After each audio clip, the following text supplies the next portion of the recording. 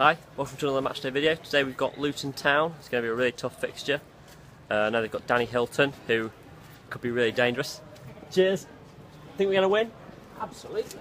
Of course we do. 2-1. 2-1. You heard it here first from that guy who just walked past. Yeah, but apparently they've got Luke Berry in as well, I think. He could be very dangerous. It'll be interesting to see how we defend. Maybe Bostwick drop a bit deeper. Worked very well the other day with Woodyard scoring 2. So let's hope it's a good match. See you later.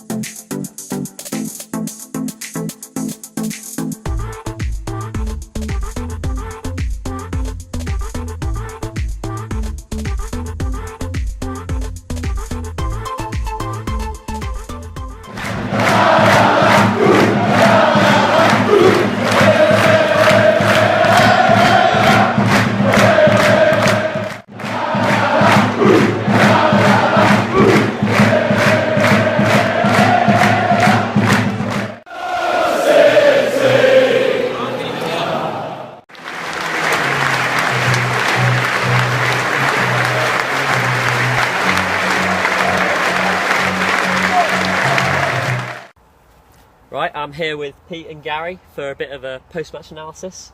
Pete, this first league game you've seen Lincoln play with our full strength side. This season, obviously, yeah. What did you think of it?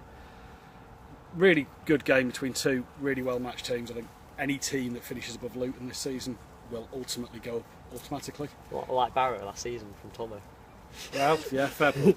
And they came here and were happy with the draw. They were time wasting with 5 minutes left. Luton were happier with the draw than Lincoln were at the end of the day. Should say all it needs to. About you, Gary, what do you reckon? Yeah, I thought it was, again, same thing. Good game, two really well-matched sides. Thought Luton were dangerous, got a lot of good players. I thought we equipped ourselves well. I thought we were dangerous when we went forward at times. We were compact across the back and left spaces in the midfield, invited Luton to kind of play abound, and they couldn't get through. And ultimately, I think we could have snatched it on a couple of occasions. Yeah, interesting what you say about letting them play around. We did drop off a lot in the first half especially. I think that happens when you've got Woodyard and Bostwick in the side. I think we said that during the game, didn't we, that Woodyard and Bostwick, because they're both defensive midfielders, you do lose that. And when you've got Reed, you've not got the worker, so you've not got the person filling the gap between Green and the midfield. But I think it was more tactical. I don't think that's a problem. I think it was something that we invited. And it was very clear to me as well that Danny was really quite happy for their left wing back to have the ball. He was getting an awful lot of space, he was getting the ball all the time, and I looked over at Danny a few times and he was not unhappy if that was the attacking outlet, and let's face it, he did naff all. So to be fair, it's not a bad shout if their left back's getting it when they've got Hilton, Berry, Lee. Yeah, look, I mean, Danny even talked about it when he was manager of Braintree. He talked about going to Grimsby in the playoffs and letting John Nolan have the ball, because John Nolan, they play it through him a lot, but if you let him have the ball and then just sit off him, he's not got any options. So look, Danny's done his homework, and you can tell that. I think the game might have been different if James Collins hadn't got injured, but then again, Pete picked up earlier that Hilton then dropped deeper and probably had a better game dropping deeper. In the first minute or two, Hilton had a good run through. Look, I hate Danny Hilton. I despise Danny Hilton. I'll never forget that celebration. Just in case anyone's looking, Danny Hilton. I don't know if that has to be edited out or not, but statement of fact. Yeah, it is a statement of fact. He's a horrible player. He's a nasty player, and if he was at Lincoln, we'd love him because I saw one of their fans saying he's just like Reedy. He is just like Reedy, yeah, but more mobile. Yeah, significantly. And dived again today and didn't get booked for it. Yeah, dived, caught the ball. That was a ridiculous one. The ref gave the foul against him, and he went down and grabbed the ball. So it's either a dive or a handball, because he picked the ball up while going down. So it's either a dive or a handball. Yeah, it's one of the two. Yeah, it is.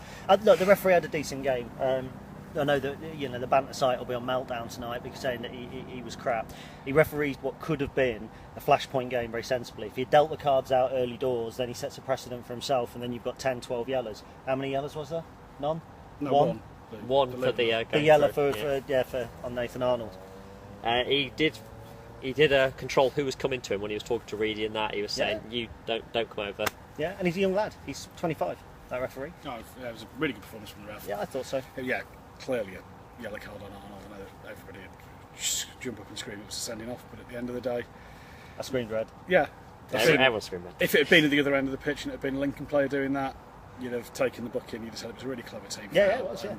No, the thing is, if Arnold has another second on that ball, it's across to Palmer. It's one more onto Anderson. He's 1-on-1 with the keeper, and I thought their keeper was dodgy. And couldn't catch cold. No, he couldn't. We were putting the balls in. Some of our crossing still. Some of the corners where we weren't beating the first man again. No, not took them all, didn't he, today? When Arnold took a few took half of them last season. Thought Sean Long had a great game today. A lot of people giving him stick for the left back, which, as we've talked about, you think he let. Tactical. Yeah, tactical. Absolutely.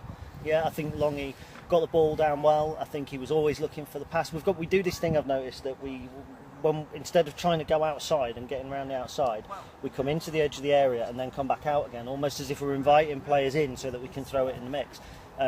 Maybe that might change when we're playing lesser sides. The interplay on the edge of the box was something we got a goal from against Mansfield, wasn't it? With Long doing a nice little 1-2. Yeah, it was. Yeah, and it was led to Woodyard's goal against Carlisle.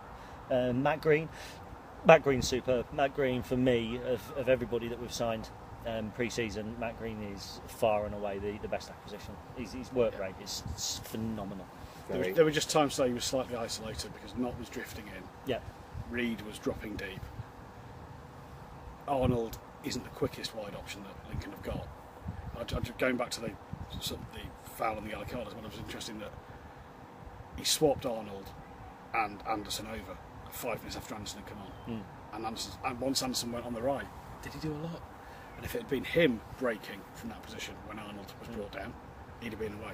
There wouldn't have been any stopping. Well, Arnold got 85 minutes or 89 minutes under his belt as well, so his tired legs. But which I'm not criticising. But regardless of that, 100-metre race, who are you backing? Anderson or Arnold? On the topic of wingers and attacking options, I'm very excited for when we've got Akinola and Ginelli, if the Akinola thing gets all sorted out, because they're a lot more direct options, I'd say. Ginelli likes carrying the ball out of man. It doesn't always work for him. Sometimes he gets frustrated because he won't pick the easy pass or whatever. But he showed a growth and maturity, I'd say, throughout pre-season, and at the start when he played against Wickham, he looked a lot better, more rounded than he did last season. I think Josh is an exciting player. I think Akinola, we'll see him more through the centre. He's an option out wide, but I think with Palmer coming on, and a lot of people kind of rate Palmer. Not for me at the moment. I think when you've got. I'm surprised at the way Danny uses him. If I'm honest, he often takes off Reed and then puts Palmer on. Well, I'd say that's quite similar. It's not really going for a plan B, is it? It's going for a different type of Reedy. Is that partly that Reed and 90 minutes in the Football League aren't necessarily options? Reed and 15 minutes, to be fair to him. I mean, exactly. He's not mobile. I think we're pigeonholing Palmer as another big man like Reed. I don't think he is. He's the tallest footballer I've ever seen that can't head a ball. When he gets the ball down at feet, he's not a bad footballer. Maybe it's not like for like. Maybe Green and Palmer is. Maybe that's why there was the talk of Oliver Hawkins being. Green did a pretty good job winning the ball when Reedy wasn't on the pitch as well. Matt Green's a complete footballer. He's the best centre forward we've had at the club since Taylor Fletcher or before. Probably his application is probably the best centre forward I've seen at the football club in my lifetime. I'd say statement. In terms of all his work rate, I think so. Okay, very good, great, thanks. No worries. Thank you, mate.